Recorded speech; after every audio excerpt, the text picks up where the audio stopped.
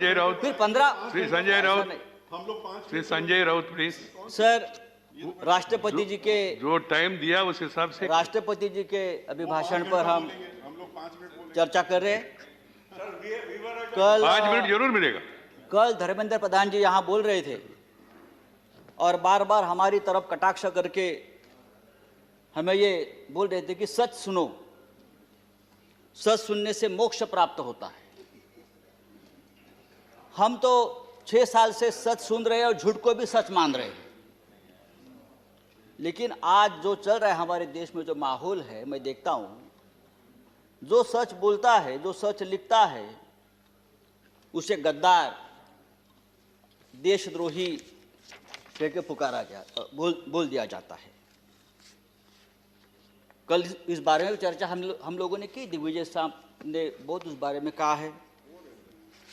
Sir, जो सरकार से सवाल पूछेगा उस पर देशद्रोही का मुकदमा ठोक दिया जाता है। कितने नाम मैं आपको बता सकता हूं। हमारे सदन में संजय सिंह, जो हमारे सदस्य है संजय सिंह, उसके ऊपर देशद्रोह का मुकदमा है। राजदीप सरदेसाई, जाने माने पत्रकार, जिसको हमने सरकार ने पद्मश्री दिया है, पद्म पुरस्कार सम्मानित किया है, उसको हमने देशद्रोही बना दिया है। शशि थरूर, जो यूनाइटेड नेशन में हमारे देश के प्रतिनिधि थे, एमपी है, कैबिनेट में थे, उसको भी देशद्रोही का उसके ऊपर मुकदमा ठोक दिया है। जो सिंघू बॉर्डर पर रिपोर्टिंग करने वाले मंजीत सिंह, धर्मेंद्र सिंह और भी ऐसे बहुत से पत्रकार हैं या लेखक है, उसको हमने इस कानून के तहत, देशद्रोह के कानून के खिलाफ मुकदमा ठोक दिया है। मुझे लगता है कि हमारे कानून के किताब में से सब आईपीसी धाराएं खत्म कर दी और सब देशद्रोही की धारा एक वही रख दी है। डोमेस्टिक वायलेंस हो तो भी देशद्रोह का मुकदमा आप ठोक देंगे। पंतप्रधान मोदी हमारे लिए आदरणीय है। देश के प्रधानमंत्री जी का हम सम्मान करते करते रहेंगे। उन्हें प्रचंड बहुमत मिला है देश चलाने के लिए, हमें मानते हैं, लेकिन बहुमत जो होता है वो अहंकार से नहीं चलाया जाता। बहुमत बड़ा चंचल होता है।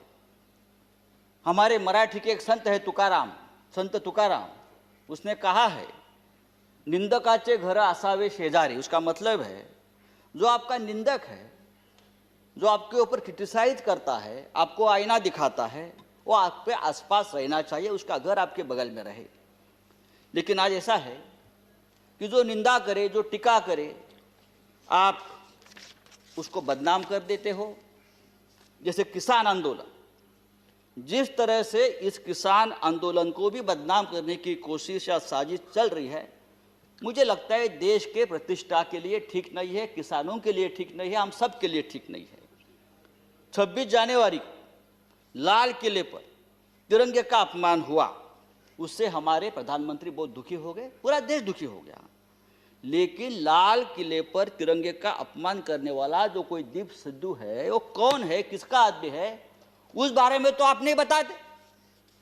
वो किसका आदमी है, उसको किसने ताकत दी है, ये सिद्धू अब तक पकड़ा नहीं गया। लेकिन 200 से ज्यादा किसान इस प्रकरण में तिहाड़ जेल में बंद है और उनके ऊपर देशद्रोह का मुकदमा चल रहा है। 100 से ज्यादा आंदोलक जो युवा है वो लापता है। वो कहाँ है, पुलिस ने उसका क्या किया, उसका एनकाउंटर किया है, क्या क्या मार दिया, वो पता नहीं है। तो ये जो है ये देशद्रोही है, अपने हक के लिए लड़ते हैं। लेकिन देश प्रेमी कौन है हमारे देश में? अर्नब गोस्वामी, जिसके वजह से एक निरपराध व्यक्ति महाराष्ट्र में जिसने आत्महत्या की, कंगना रनावत, ये देश प्रेमी है। राष्ट्रीय नेशनल सिक्योरिटी ऑफिशियल सीक्रेट संदर्भात, उस संदर्भ में उसने जो सामने लाया है, पूरा ऑफिशियल सीक्रेट तोड़ दिया हमारा। बालकोट स्ट्राइक के बारे में पहले से ही जानकारी सबको बता दी। हाँ, वो आपके शरण में है, उसको आपका प्रोटेक्शन है, ये राष्ट्रीय सुरक्षा का मामला है, आप उसके ऊपर बात नहीं करते।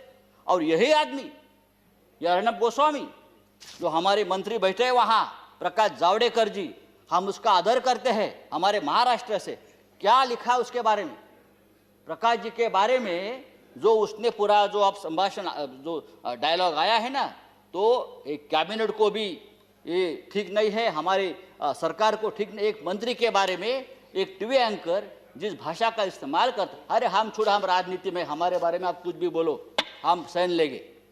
लेकिन एक कैबिनेट में एक हमारे मंत्री है, उस बारे में जो बात करती है, और आपको शर्म आनी चाहिए सबको, आप उसको शरण दे रखिए।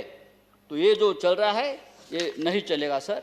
राष्ट्रपति जी ने अपने संबोधन में कहा है, भारत जब जब एकजुट हुआ है तब तब उसने असंभव से लगने वाले लक्ष्यों को प्राप्त किया है, एकजुटता की बात की है।